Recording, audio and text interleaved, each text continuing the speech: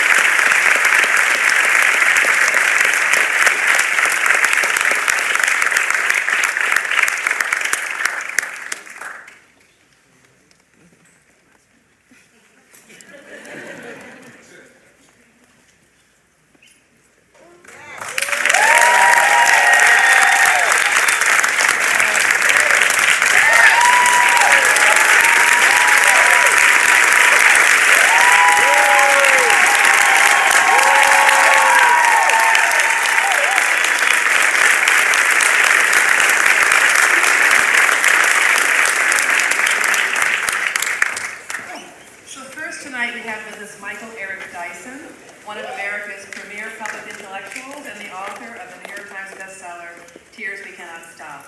Michael occupies the distinguished position as University Professor of Sociology at Georgetown, is a contributing opinion writer for the New York Times, and a contributing editor of the New Republic and ESPN's The Undefeated. Ebony Magazine named Michael one of the 100 most influential African Americans and one of the 150 most powerful blacks in the nation. Welcome, Michael.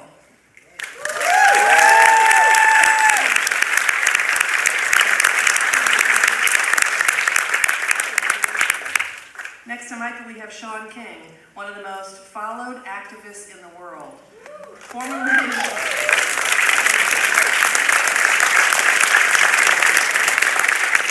the senior justice writer at the New York Daily News, Shaun currently serves as a columnist at The Intercept and writer-in-residence at Harvard Law School's Fair Punishment Project. Welcome, Shaun.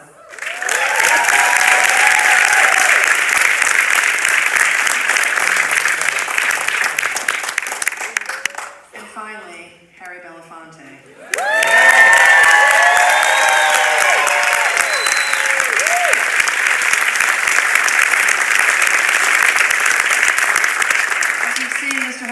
Mr. Belafonte requires no introduction, but is, in addition to being a prolific actor and singer, a champion for many social and political causes throughout his lifetime. We are honored to have the three of you here this evening.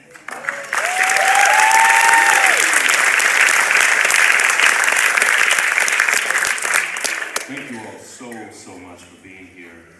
We have a limited amount of time, and so my two teenage daughters are here, and we took the train here, and I told them, I said, my job tonight is to shut up and get out of the way as I'm sandwiched between two smarter, more capable men. And so this book, and all of you have it now, I kid you not, I think it's the most important book that I've read all year.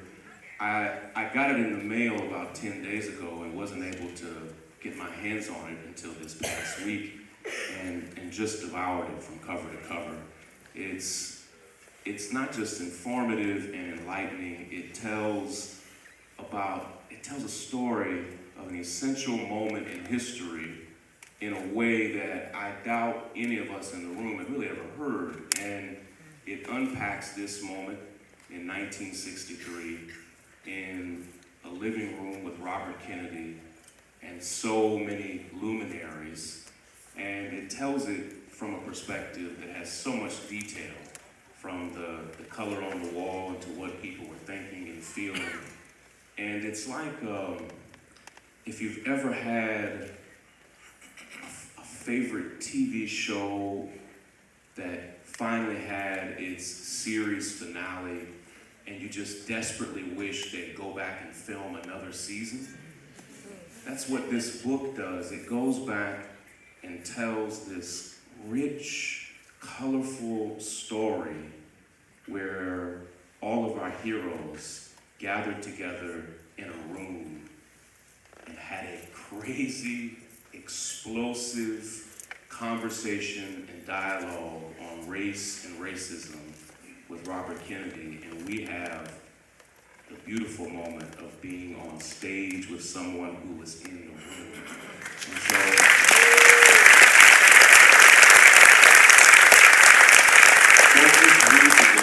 don't just read the book. Tell everybody you know about it. And I promise you, once you start reading the first few pages, you won't be able to put it down. My first question is for Dr. Dyson, and he and I both have questions for Mr. Belafonte, but tell me, what was the moment in your mind where you said, people now, in this problematic time that we're living in, they need to know about this moment because it's instructive for where we're going? Like, what happened in your mind and you said, I have to write this? Yes, sir. Well, thanks to Shaun King, one of our most brilliant and engaged activists in the world. He's done such important. When I get up in the morning, I check his Twitter feed, make sure I know what's going on, so I can be up on it and talking about what needs to be talked about. And trust me, he has leveraged social media in behalf of vulnerable and beleaguered people around this globe.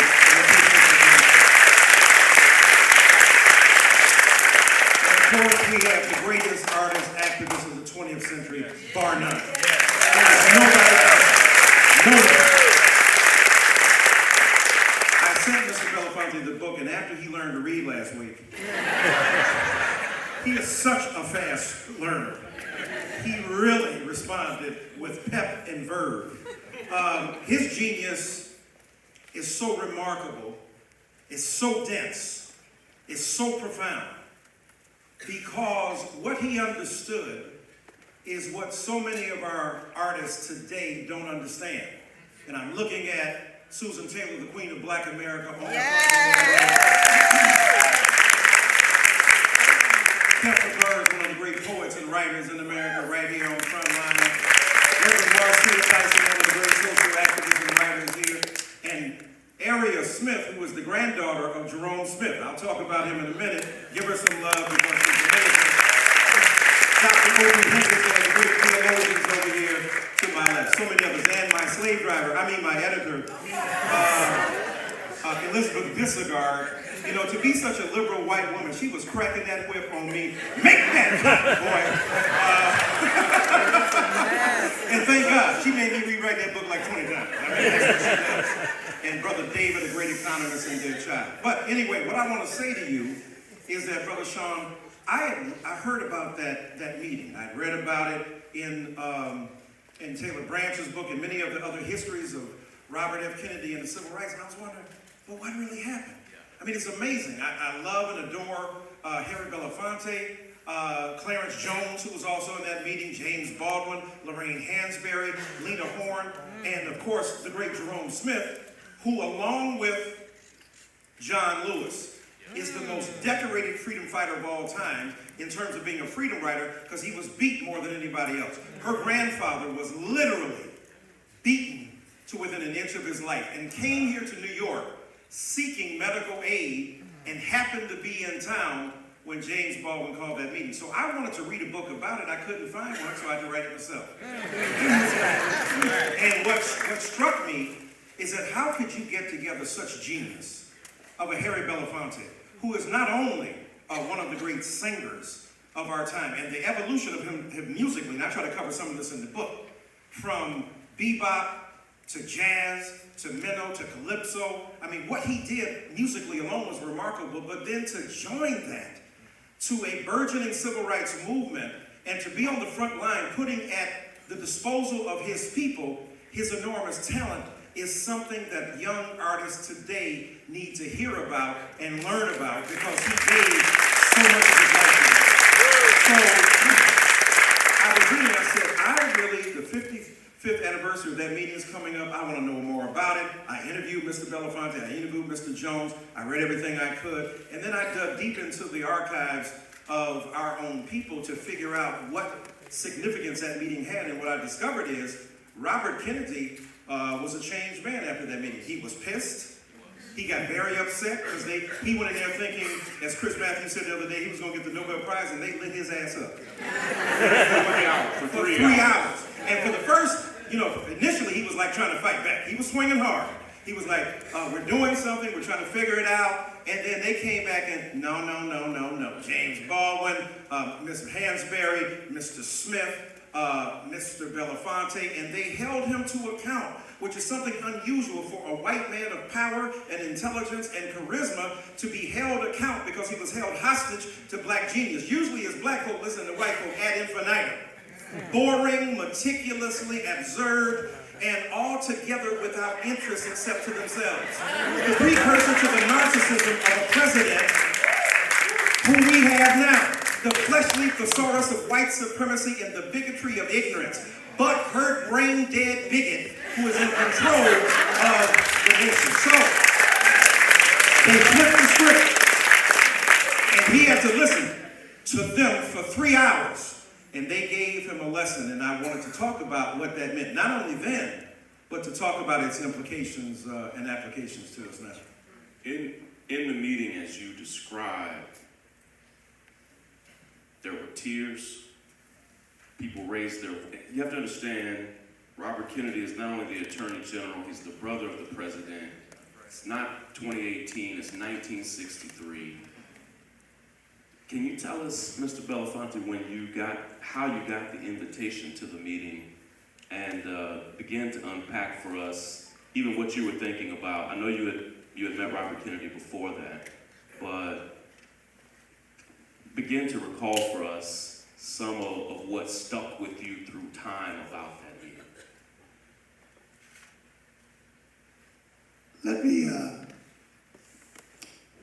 put things in a bit of a context, if Yes, I sir. may. Yes, sir.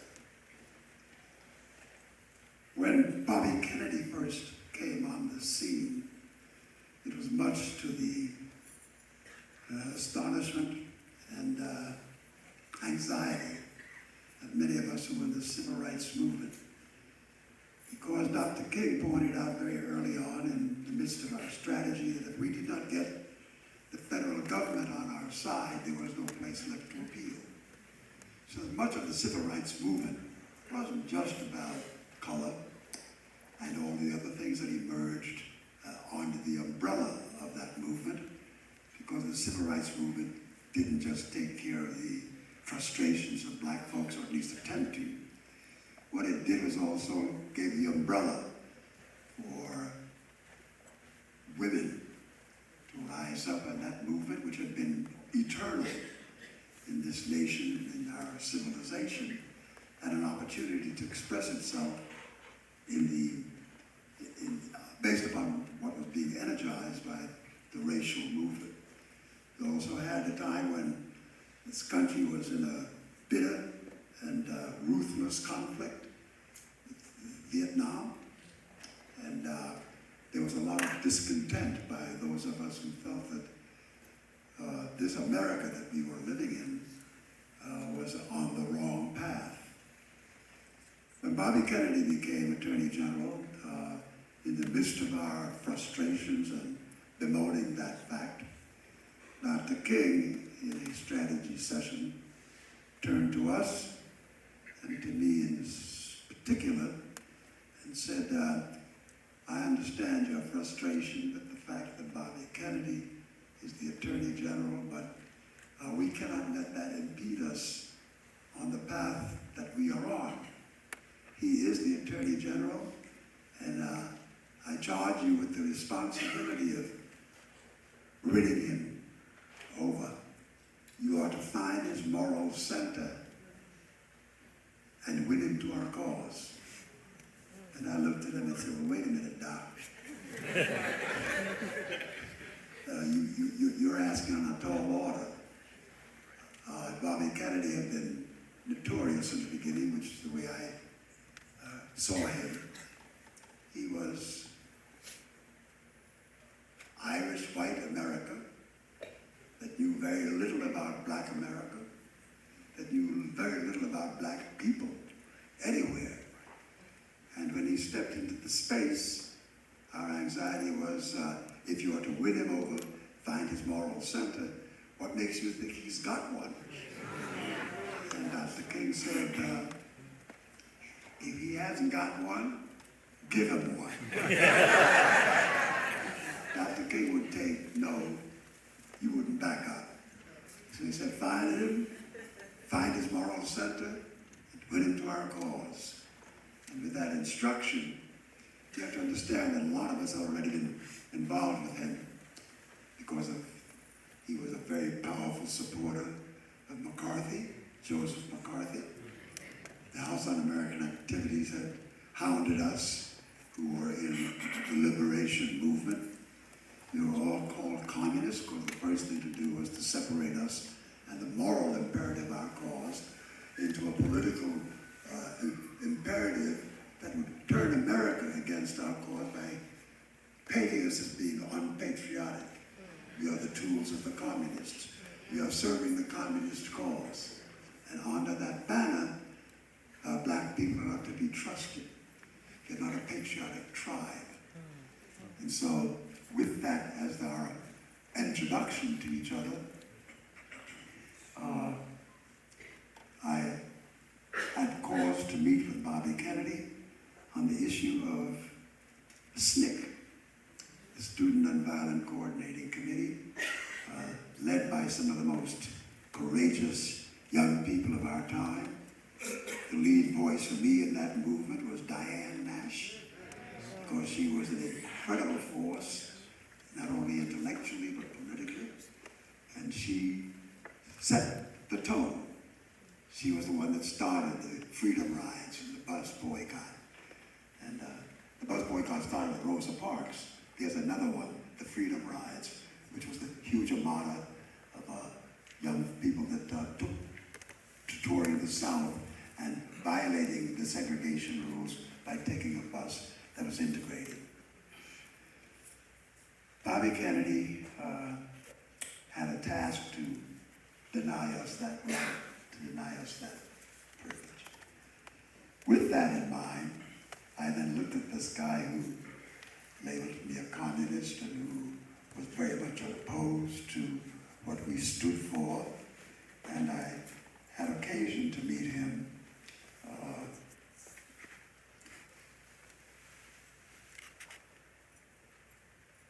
I'm trying to think of, there was a young man by the name of, I'm having a senior moment. No, I won't catch it, but it's there. Sarge Schreiber. Sarge Schreiber had recruited me to become part of, I campaigned for John Kennedy. I worked very hard to square him with the black community, endorsing him. And as some kind of trophy, he invited me to, in a debate, to create what was a great piece of American foreign policy, to create a movement called the Peace Corps. And in the Peace Corps, because of my relationship to so many leaders in Africa, primarily through the behest of Paul Robeson and Dr. Du Bois, he he saw me as a candidate that should go be, and they gave me the title of cultural advisor to the Peace Corps. And in that space was when I began to meet a lot of the Kennedy family. Bobby Kennedy was most tenacious in his pro-McCarthy campaign, and all that had to be overcome. And rather than seek, as I had done in the beginning, a life of vengeance based upon America, Dr. King got me when I was quite vulnerable to point out that vengeance was a wasted energy. That what we really had to do is to find a way to morally conquer the enemy and to make Bobby Kennedy yield to what we were about. And that we couldn't do without him, because he was the Attorney General. Our appeal was to federal justice. We couldn't appeal to the states because all of the evil in the legislative and the political arena was due to the states. They had autonomy, and they had created the segregationist environment in which black people were forced to live. And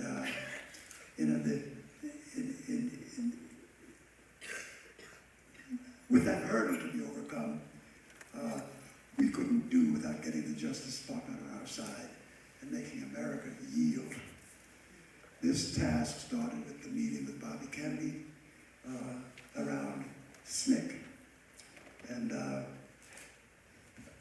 there was an attempt by many of the Southern forces to break up the SNCC movement and the black movement in this country by making a policy that through the draft board, they would set up the capacity to take away the leaders of the movement, because they were all quite young, draft them and put them in the military and get rid of them from the American scene.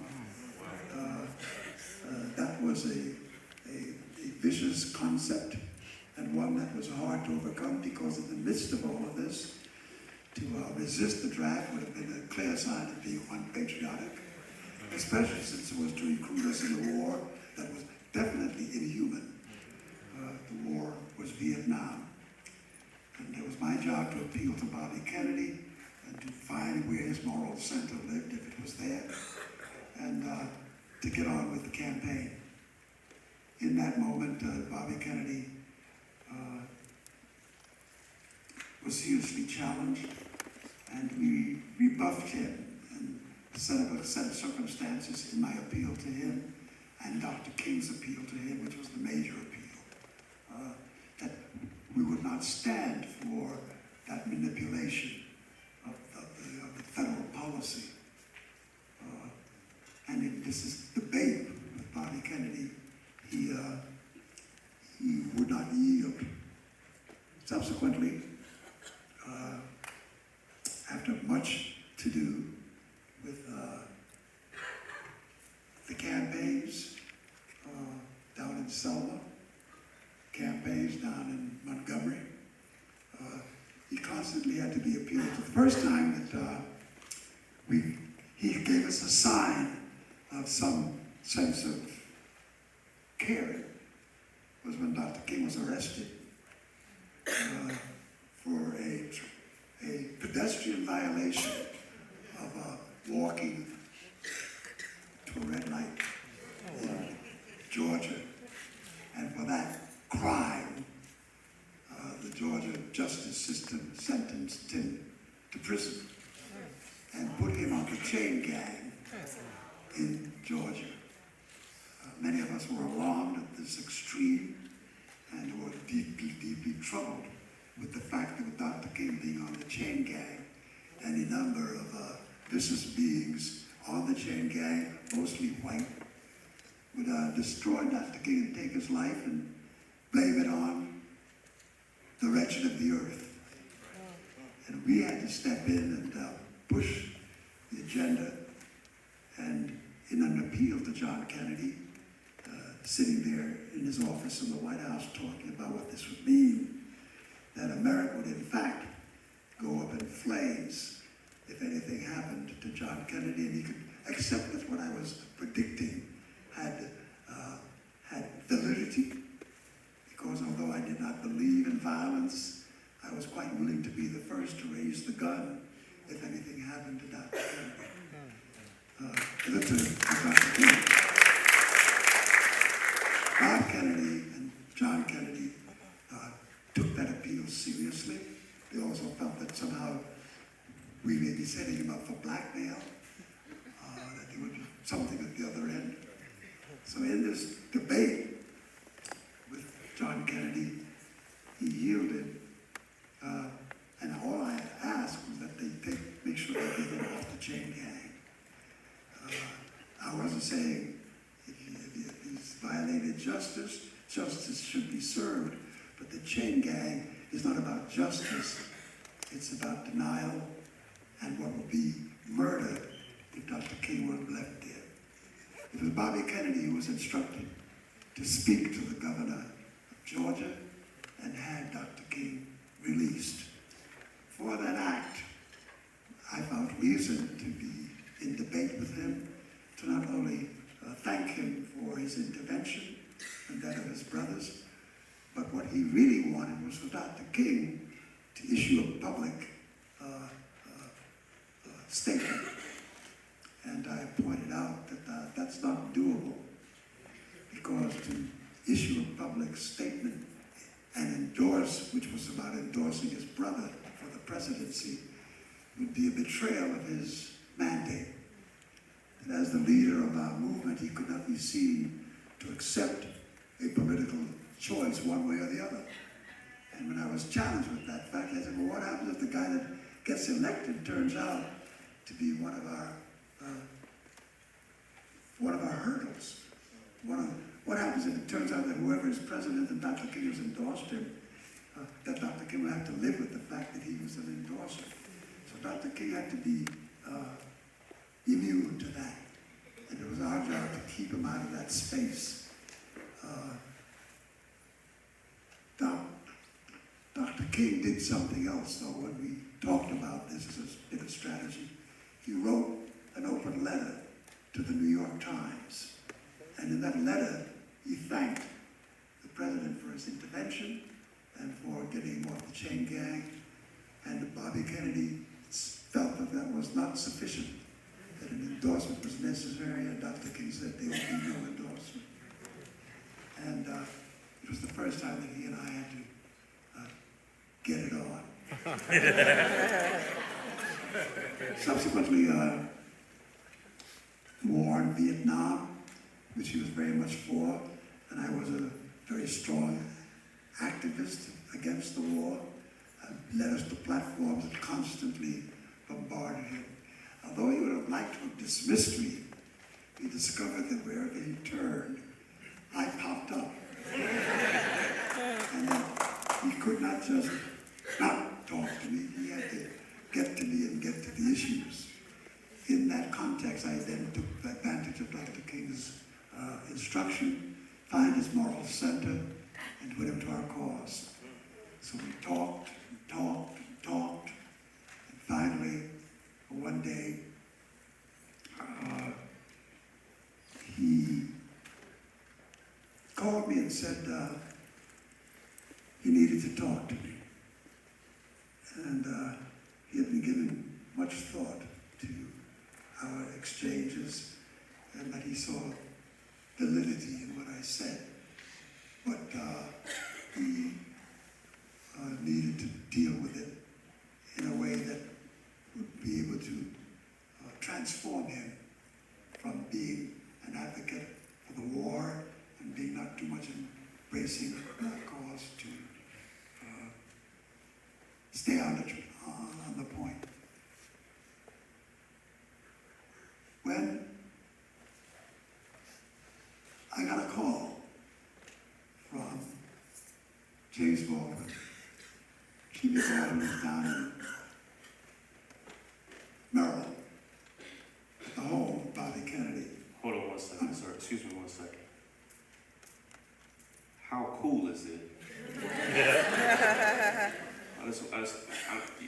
I would only want to interrupt you to add some flavor.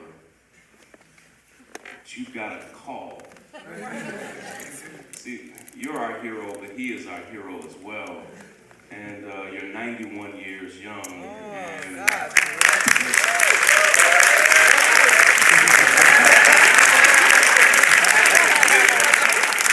I had to pause for a second because for us, it would be like, I got a text from Jimmy, but you got a call, and it blows me away because these men and women, these are your peers. These are your brothers and sisters that you are doing the work with.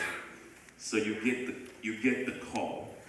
And what Dr. Dyson, what you break down is that in the previous day, James Baldwin had an impromptu breakfast with Robert Kennedy and was so moved by that meeting that he said, can we continue this meeting tomorrow?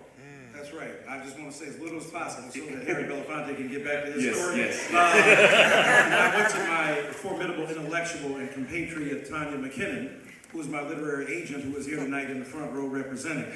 I was so moved by that story and that James Baldwin was involved at Wesleyan, got an award, went to dinner, and got a call from his literary agent to meet with Kennedy at his Hickory Hill house, right. And that meeting was cut short because his plane was late, so he only had a half an hour to speak to Bobby Kennedy. And he said, oh, by the way, who are some of the other Negroes that people listen to who are not leaders, like Martin Luther King Jr., Adam Clayton Powell, and Malcolm X? And he said, oh, well, Harry Belafonte, they'll listen to him. Lena Horne, they'll listen to her. Lorraine Hansberry, they'll listen to her. And Kenneth Clark, Right. So he named them, and when you're Jimmy Baldwin, and you get, just bring a couple of your friends then to a meeting tomorrow night, and your friends are Harry Belafonte, Lena Horne, scholars, activists, Kenneth Clark, right. And Lorraine Hansberry.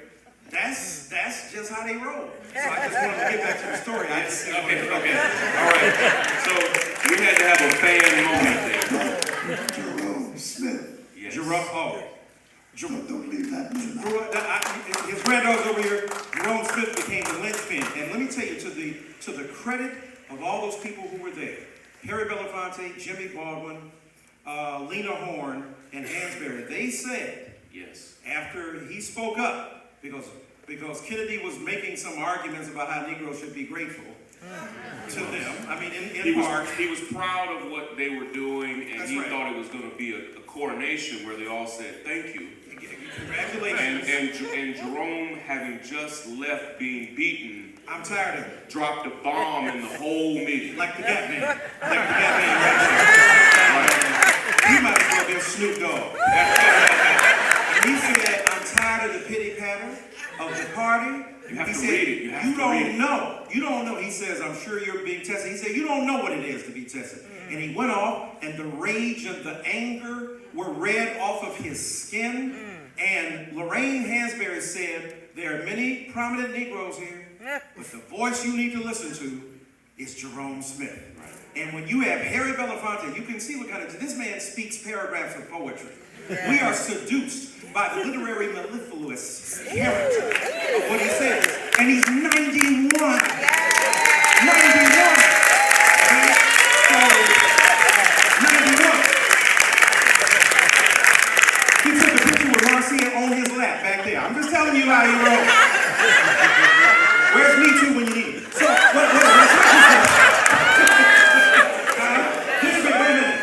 this man, one of the great historical figures we've ever produced, and they deferred because they didn't have ego. They had a commitment to our people. They said, listen to him. And so you got the call. But and Dr. King, now Harry, I need you to go over there and make a moral center if there is no moral center. You know how you do that, Dale. Dale his ass up in the Okay, that was made up, but it sounded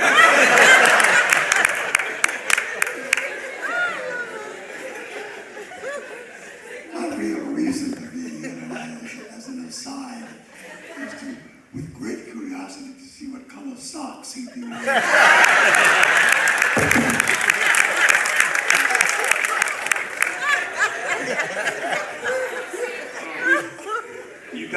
got the call, though. You You got got the my call. attention. Anyway, I got the call from Jimmy to come to a dinner to be held at Bobby Kennedy's house because he would like to speak to us as a group. My concern was that when I looked at the people to be assembled, although all of us were committed to the liberation struggle, we were not the decision makers. We created aspects of behavior that decision makers had to respond to, and they did. But if you're talking directly to Dr. King as he was, why do you need to get instruction from the rest of us if there wasn't some thought of trying to find a weak link in our chain? And my job in accepting going was to make sure that nothing was imparted in the debate with those trusting colleagues that Bobby Kennedy might have been manipulating the environment to get contrary opinions on where the movement was going. The reason for my distrust was I did not feel that everything in this environment was of a texture that I felt I could trust. And in the midst of all this observation, Jerome Smith said to Kennedy, after a much polite discussion on racial subjects and a lot of rhetoric on all the good things that President Kennedy was doing, in the midst of all of this moment of what seemed to be polite debate and this conversation, Jerome jumped up and said, "Look, I'm out of here. This is about bullshit." And that tone of reverence caught us all off guard. And he said, "Let me tell you something, Mr. Kennedy. You're asking me to take up arms to go off to Vietnam and to shoot up a bunch of people that have done no harm to me, have never called me nigger, and you have entered into the lies of self-determination for people who have a right to become what they want to become, and I will never take up arms to do that." But Bobby Kennedy took umbrage to all of that was being said. That caught him. He said to me, "You mean to tell me that you would not fight for your country?" He said, "Not if my country is wrong. I'm not here right or wrong. I'm here because you're wrong. And just you must accept that I will not accept this." And Bobby Kennedy he said, "Your brother is not a friend of my people. And I think that there are a lot of token samples of what could be thrown our way, but none of it is satisfactory." And Bobby Kennedy got very annoyed, especially with the attack on his brother, because he'd expected that with Jones and with others there, including Baldwin, that we would have leaped into this moment and defend him. Bobby Kennedy, or the Kennedys, when we didn't do that, that added to the intensity of the moment. And Bobby Kennedy struck out and closed the meeting down and drove us all out of the room, and we left. I don't know how it got to the New York Times, but that very next edition, which was the following morning, the whole story of that meeting was been leaked to the New York Times, and they carried a story that I found objectionable, because it was not a peaceful, gracious meeting that we were invited to, and we turned sour. It was a meeting that was manipulated by seeking to get approval from a group of very prominent black people that could be demonstrated as another point of view to being said by the more militant voices of those who led our movement, Dr. King, Stokely Carmichael, Rap Brown. And when we said we will not yield to that, he called the meeting to an end. Some days later, he called me and said, I need to talk to you. And I've had a chance to reflect on what happened, and I think we need to find another level on which to be able to have a debate. That was when it started, with he and I talking about the fact that this attempt to take SNCC and to draft all those young leaders through the mechanism of this ritual of induction to break the back of the movement was not going to be accepted by any of us. And in this debate, he said he understood, but that there was some divide that needed to be crossed, because if this lingered in that space, there would be violence and a lot of things that was an unacceptable conclusion. Well, what Dr. Dyson does so well in the book is to position, and you've given us phenomenal context for what happened in the meeting. What Dr. Dyson, what you do, man, in the book that's so brilliant is to show how this meeting that was really supposed to be a cakewalk ended up being a pivotal moment for the political philosophy and worldview. It was painful and confrontational and courageous for people who could have very well used that as a pleasant moment with the Attorney General, decided instead to use it.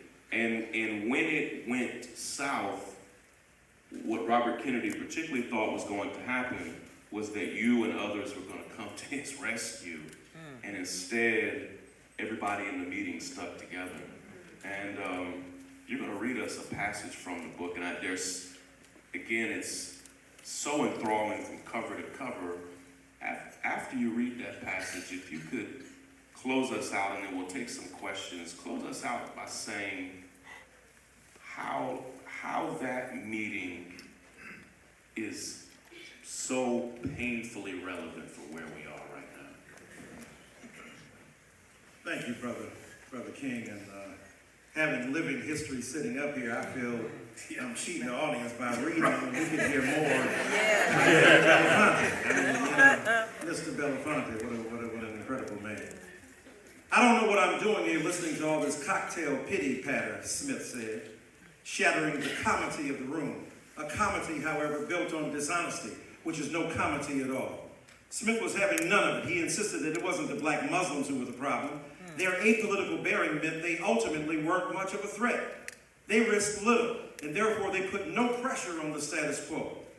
Black folk knew who was willing to die for the cause. Malcolm X may have spurned Martin Luther King for putting women and children in harm's way in Birmingham, but Smith knew that Malcolm's words rang hollow because neither he nor his followers were willing to take their place.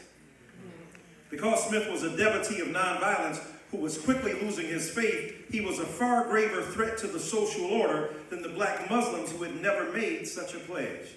When I pulled the trigger, kiss it goodbye. After his earlier emotional tempest, Bobby bitterly accepted his fate that day and silently seethed. He would find no rescue from grief through an understanding black pat on the back, no soothing black voice to qualify the anger, at least not until the meeting was done and Belafonte and Jones attempted to offer him consolation. Kennedy had never witnessed black pain like this before, in such naked, unglossed ferocity. That meant that he had never really seen them, his fellow black citizens, not honestly. The black folk in the room had largely let the rage run free, for a moment at least, before one of the most powerful white men in the world. The moment justified Baldwin's observation that, quote, to be a Negro in this country and to be relatively conscious is to be in a rage almost all the time. Smith's effect was amplified, ironically, because he possessed a speech impediment which intensified when he was agitated. He let it be known that just the thought of having to be in that room, pleading for his rights, pleading for what white folk could take for granted at birth, made him want to throw up. I knew what he meant, said Baldwin. It was not personal at all. If you've been in Birmingham and on those highways and in those jails waiting for the Justice Department or the FBI to act, you'd be nauseated too. Feeling under siege, Kennedy tried to ignore Smith and turn to more reasonable voices and cooler heads, but it was too late. The participants weren't falling prey to the white liberal ruse of seeking modifying influences to prevail over seemingly hot-headed catharsis. Baldwin says it was a mistake for Kennedy to pivot toward us, the reasonable, responsible, mature representatives of the black community. Hansberry spoke up. You've got a great many very accomplished people in this room, Mr. Attorney General, but the only man you should be listening to is that man over there. With that decisive rejection of respectability politics, she sealed Kennedy's fate. He would be forced to finally hear instead of speak, to listen instead of lecture, but he wasn't ready to surrender yet. When Baldwin, perhaps deliberately ratcheting up the discord, asked Smith if he were willing to go to Cuba to fight, the CIA's failed military invasion of Cuba, termed the Bay of Pigs, had taken place in April 1961, and defend American interests, Smith hurled his answer with striking bitterness. Never, never, never. His volcanic eruption brought Bobby to the edge. You will not fight for your country, Bobby asked Smith in disbelief. How can you say that? One of Bobby's brothers died in war. A second brother, now the president, had nearly perished too. This tapped a deeply personal vein with Bobby, and yet not even this could dissuade Smith from hammering Kennedy's belief, the beloved if naive patriotism. What you're asking us young black people to do is pick up guns against people in other countries while you have continued to deny us rights here. The urban agenda Kennedy had hoped to address in the meeting suffered a gut punch of black rage. The seismic shift in mood in black America registered that day, not only in Smith's catalytic anger, but in the agreement that all the black folk there, that Smith, and not the artists or intellectuals, should be listened to.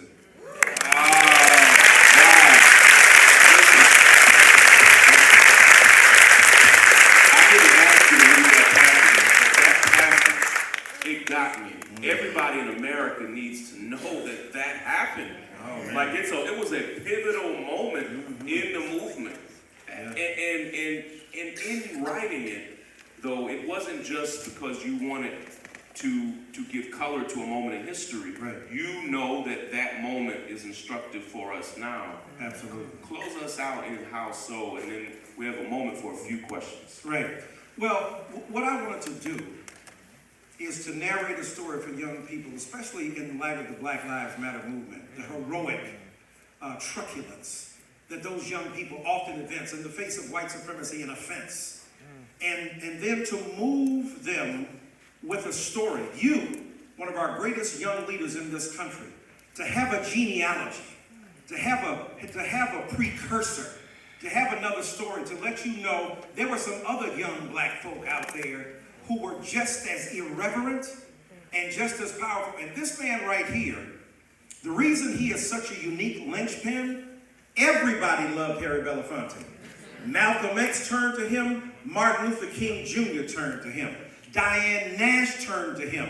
They could depend upon him to raise money and not just yammer, not just talk, but to be on the front line to raise money for causes even at the expense of his own career. He did not count his own personal existential status against what black people were fighting, and he did it brilliantly. Look, he was the prettiest, still is, 91 years old. 91 years old. And he can stretch any woman in here right now. We ain't never seen no pretty Negro. Ali came later, but Ali didn't possess the verbal fisticuffs to go to the heart of white supremacy to damage them. The first LP to sell 1 million copies was made by this man, Calypso. He used his extraordinary beauty of face, his beauty of soul, and his unstinting, unvarnished commitment to ordinary black people to defend our right to exist. And I wanted to bring the story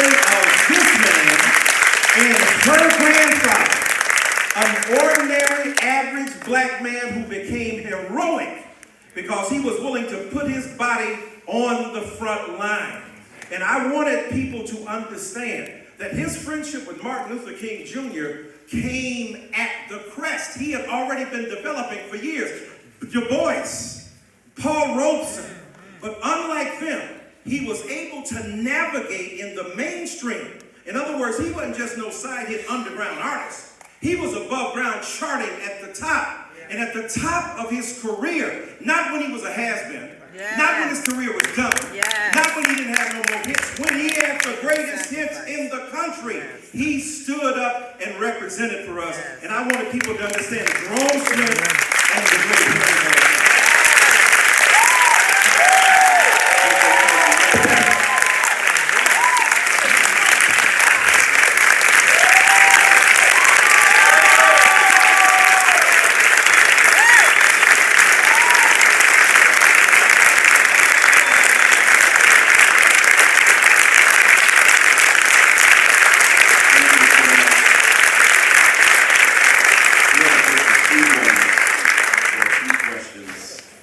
Sir, it is our deepest honor to share this stage with you, and I know you know that, but everyone in here is just is grateful to breathe the same air as you right now. You have left us such a legacy, and it has taken everything in me not to cry several times just sitting right here next to you, because we love you so much, and so. Please, if you have a question, don't ask me anything. Okay? Don't ask. So what I'm saying is ask this legend a question. That's right. Now, I do get a special prerogative. This young lady in the corner is my daughter. She put her hand up. Her name is Kendi. She's a 16-year-old sophomore here. What's your question? So I have a question for Mr. Belafonte. I'm a performing artist myself, and by performing artist, I mean I do community theater at my school, but I was wondering, like, what role do you feel that performing arts, like film and music, play in a civil rights movement?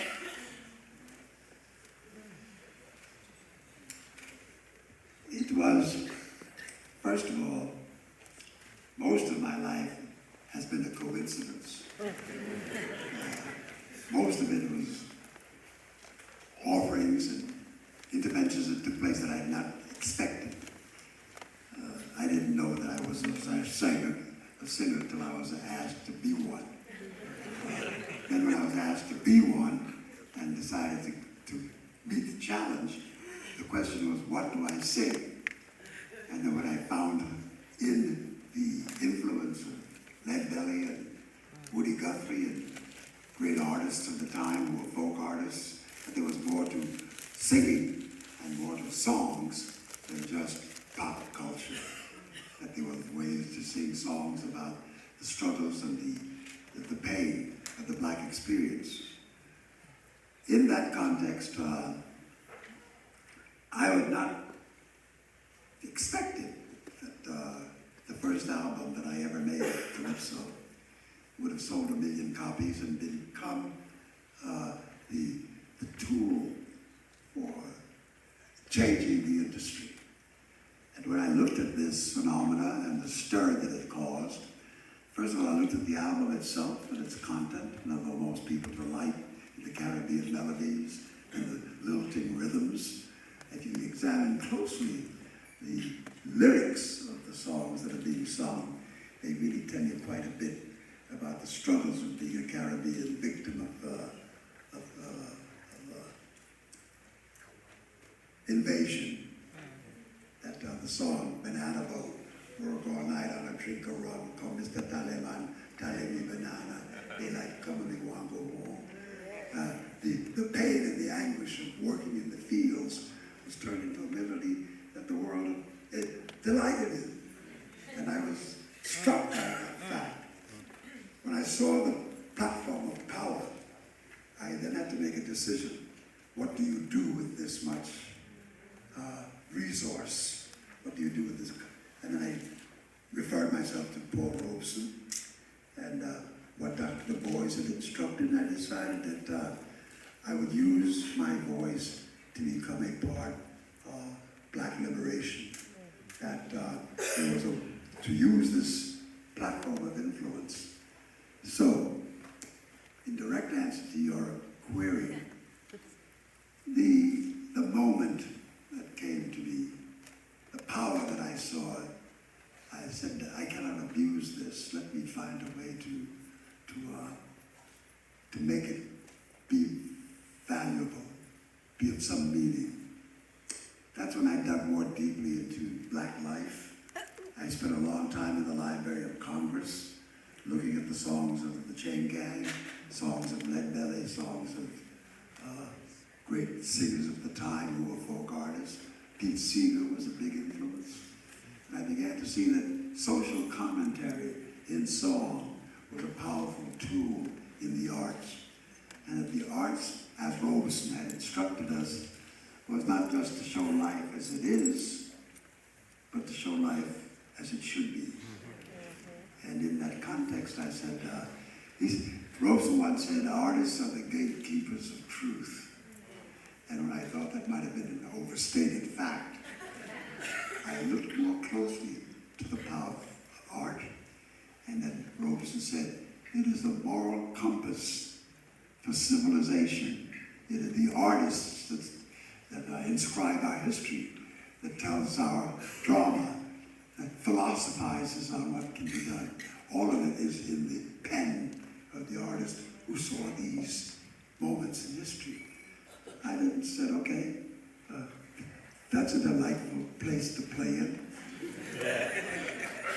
And from that moment on, I decided to use with as much cunning and as much clever implication to expose the world to another side of Black history, Black life. You're not just meant to entertain, but as long as you have accepted me as an entertainer, let me give you something that might entertain you in a better way. Let me tell you about lynching. Let me tell you about struggle. Let me tell you about rape. Let me tell you about John Henry. Let me tell you about, and I went on to this thing. The first 5 moments, first 5 songs in any opening night in my performance was usually a very sober profile. Songs of protest, songs all musically and lyrically created in the hands of remarkable accompanists and others that I had with me. But we didn't yield to I didn't walk out and say, here I am and love me. I said, here I am and listen to my shit.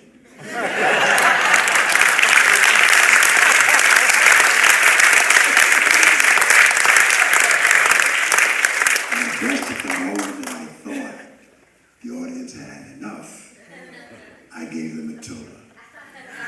And they began to feel relieved that they were going to be chastised for the rest of the night. It was looking at the music of the Caribbean that I then struck on the fact that, gee, the world, including Black America, knows very little about African people. Knows very little about others. Let me dig in here. Thanks to Robeson and Lutuli and people that he instructed me about, I looked hard at the culture of South Africa. It was some of the richest culture in the world. My platform will be to put the art of Black life on the stage. I went and got Miriam Makeba. I went and got Huey Masekela. I put Huey through school, great player, and then Jonas Gwengwa. And then I hooked up with Sonny Terry and Brownie McGee and put them in the forefront. Every television show I did, every chance, they gave me an opportunity to be present in the universe. I brought with me the presence of my existence. All the things. One of the most powerful forces was Mahalia.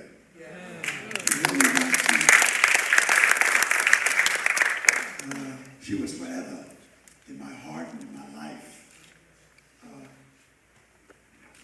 It was then I understood that the power of art is to show life as it should be. I went to Africa, found Miriam Makeba, found all of these people, brought them all here. I found Lady Smith's Black Mambaza and gave them a platform to be heard.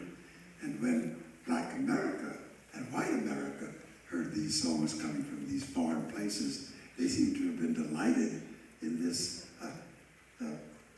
Christopher Columbus moment.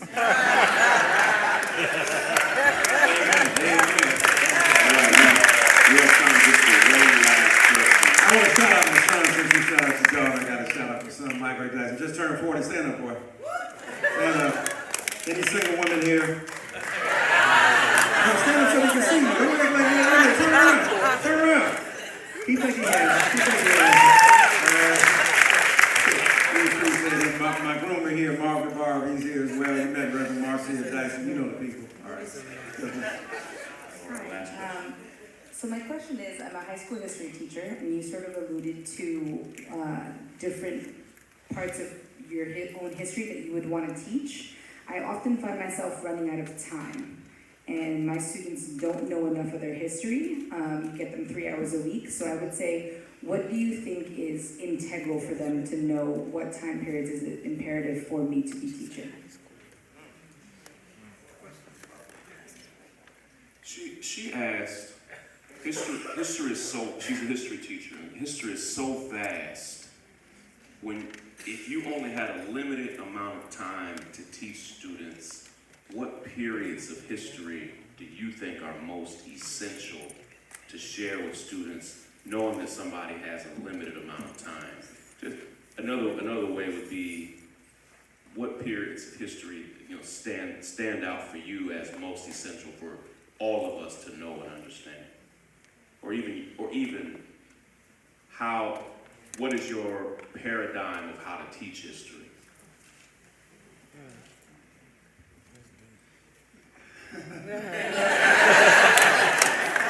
Oh, darling, you got me.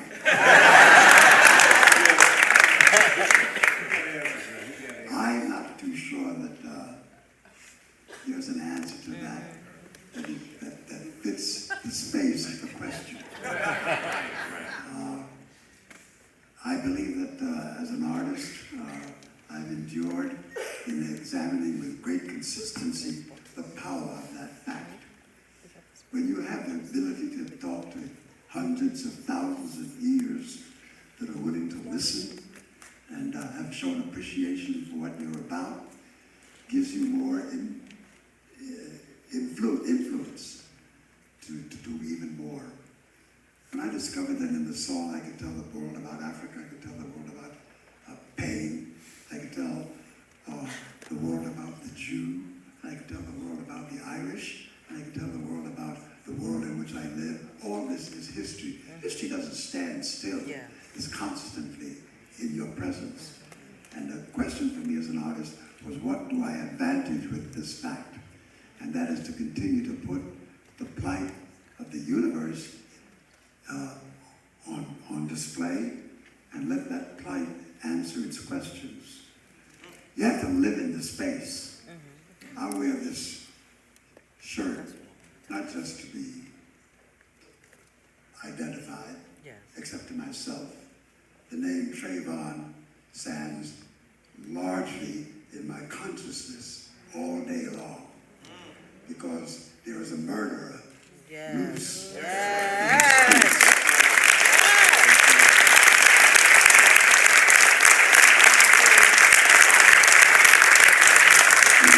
The fact that he's a murderer, the fact is that the system in which we live has given him privilege to murder again.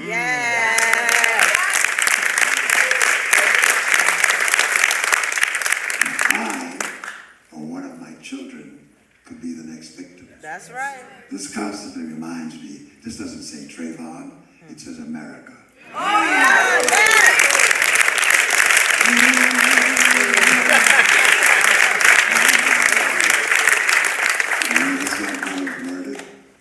And they said, "Set him loose." I said, while I want to enjoy the mountains of the West and the prairie and the valley and the joy of being an American, you have to see that through my prism. And I do not want to forget the fact that Trayvon was my child. Yes. Yes. I think that's what influences my art. Yes. That's what influences my voice. Where does something reside that needs to be expressed Yes. that I can put into poetry or someone else can? Yes. And me giving them the opportunity to take this platform and to guide us through this morass that we're in. Yes. Yeah. Amen.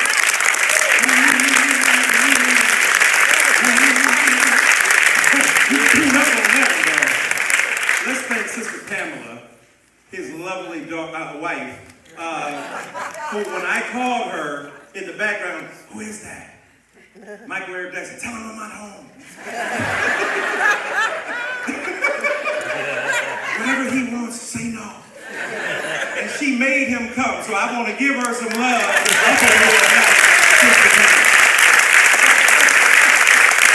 Give it up for the great Harry Belafonte. Shaun.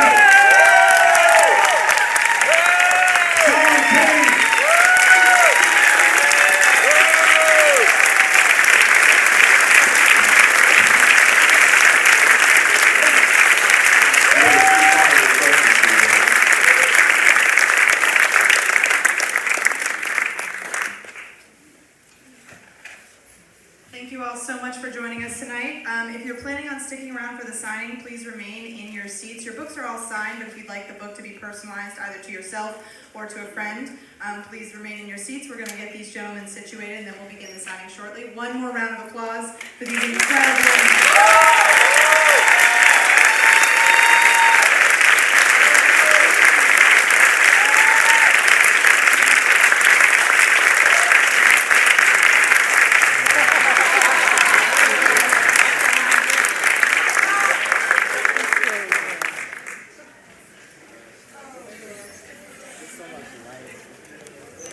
Hey, if you like what you saw, like, comment, and subscribe.